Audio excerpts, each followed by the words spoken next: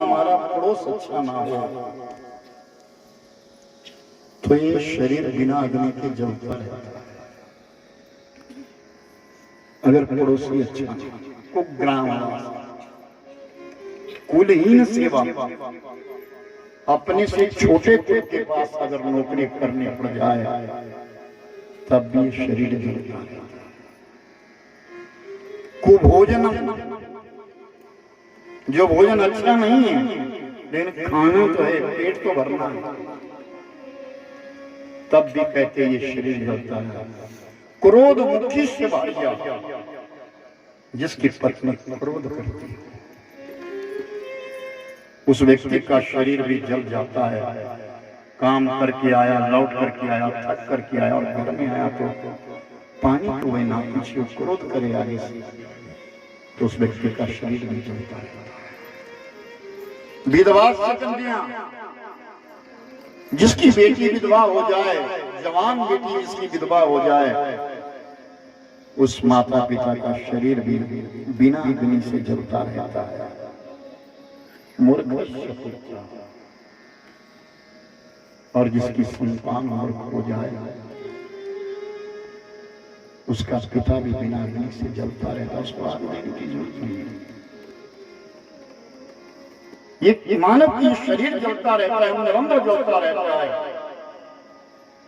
जिसका पुत्र मूर्ख हो जाए जो मानता नहीं, कहीं नहीं। एकेन वृक्ष शुष्केन च दह्यमाना बन्निना दह्यते तद्वनं सर्वं कुपुत्रेण कुलं यथा। एक सूखा पेड़, जंगल में, पूरे जंगल में एक पेड़ सूखा है और उसको अगर किसी ने आग लगा दी वो पेड़ पूरे जंगल को जला देगा। उसी प्रकार एक मूर्ख पुत्र सारे कुल को विध्वंस कर देता है। अच्छे परिवार में कोई संतान जब निसंतान निकट हो जाए, अपना धर्म छोड़ दे, अच्छी संतान जब गलत रास्ते पे चले जाए ना, तो माता पिता को तो दुख है लेकिन वो कुल भी कलंकित हो जाता है। और किसी परिवार का, किसी कुल का कोई बालक साधु बन जाए, अच्छी संगति में चला जाए, तो 10 आने वाली पीढ़ियां और 10 जाने वाली पीढ़ियों का उद्धार हो जाता है। अरे सुनो भाई, जब कोई तीर्थ यात्रा में जाता था ना, हमको अच्छी याद, हमारा बचपन था, उस समय जानते थे, कोई तीर्थ यात्रा के लिए चलता था तो सगे संबंधी भी मिलने के लिए कि भाई ये तीर्थ यात्रा को जा रहा है, तो सगे संबंधी मिलने को आएंगे और दमड़ी थोड़ा थोड़ा, कोई 5 रुपए, कोई 1 रुपया, कोई 10 रुपए, 10 तो बड़ी बात थी, उसके साथ देते हमारी ओर से भी अटका लगा देना, हमारी ओर से भी चलते। लोग उसको छोड़ने के लिए जाया करते थे, तीर्थ यात्री को छोड़ने के लिए जाए थे, वो धर्म का काम कर रहा है, धन्य है भाई इस व्यक्ति के लिए, इसने अपना सारा कुल पार दिया। आज कितने लोग यात्रा को जाते, सवेरे जाते, शाम को जाकर के वृंदावन पहुंचे, 2-4 दिन गाया बजाया, खाया पिया और लौट के आगे, घर वालों को पता भी नहीं कि कौन कहां जा गया, परिक्रमा करके आ गए। और जब वो व्यक्ति तीर्थ यात्रा से लौटता था, जब जाता था तो घर के लोग आंगन के बीच में पूजा करते थे, टीका लगाते थे, आज यहाँ पहुंचे, आज यहाँ पहुंचे, वहाँ फूल चढ़ाएंगे, चावल चढ़ाएंगे, दीवार के बीच में फूलों की टहनी लगा के जाएंगे, आज 1 दिन हुआ, आज 2 दिन हुआ। और अंदाजा था, क्योंकि टेलीफोन नहीं थे, पत्र कभी आता था कभी नहीं आता था, अंदाजा था कि वो 15 दिन हो गए हुए, अब 16वें दिनों वापिस हो जाएंगे, तो फिर पीछे को टीके लगाते थे और रास्ता पूछते थे। और जब कोई संदेश आ जाता था कि वो अर्की आ गए या दाड़ला घाट आ गए, तो लोग लेने के लिए चले जाते हैं। यह हमारी यहाँ की व्यवस्था थी। कुल का कोई भी व्यक्ति जब कोई तीर्थ यात्रा में करना जाता था, कभी सत्कर्म करने के लिए प्रारंभ करता था, कोई अच्छा कर्म करने के लिए करता था, तो पूरे कुल की शान हो जाती थी। अरे भाई धन्य हैं ये लोग, धन्य हैं। और यहाँ तक कि कहते भाई इस गांव के लोग भी धन्य हैं, तीर्थ यात्रा भी करते हैं। और याद है आप लोगों को, जनन क्रोध मुखिश्च भार्या मूर्खश्च पुत्रः विधवश्च कन्या बिना विवाहे।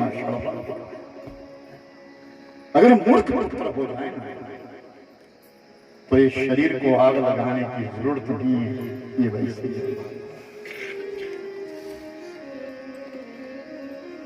ब्राह्मण देवव्रत ने सोच लिया, देवदत्त ने सोच लिया, मुझे अभी यहां नहीं रहना,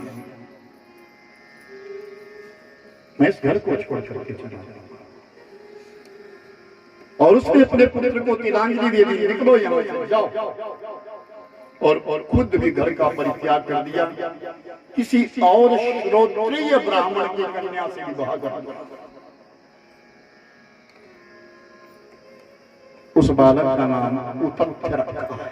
क्या नाम रखा? उत्तत्य।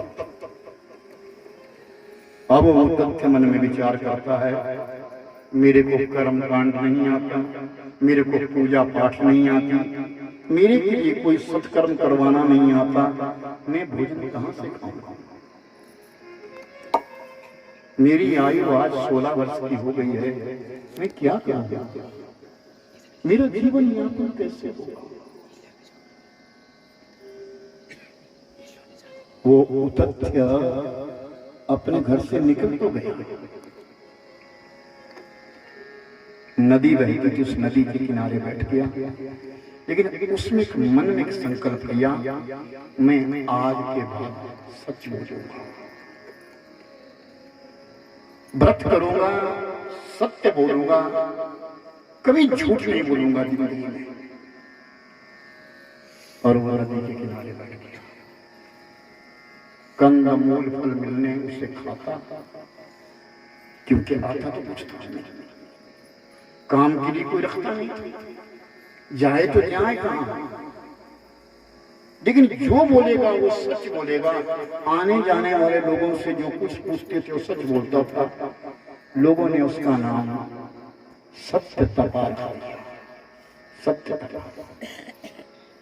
और लोग कई कई उसको कहने लगे सत्य व्रत, ये सत्य व्रत।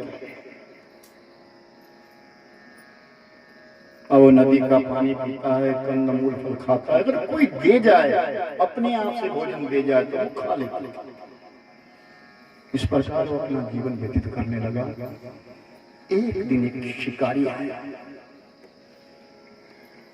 और वो शिकारी मृगी के पीछे, हिरनी के पीछे भागा है, हिरनी भाग रही है, वो धनुष बाण लेकर के आया है उस हिरनी को मारने के लिए।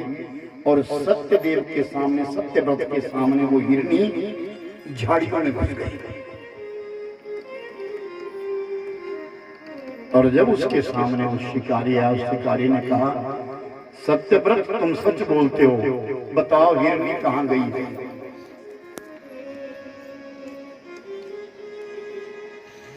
अब सत्यव्रत विचार करता है कि अगर मैं ये कहूं कि हिरनी इस झाड़ियों में है,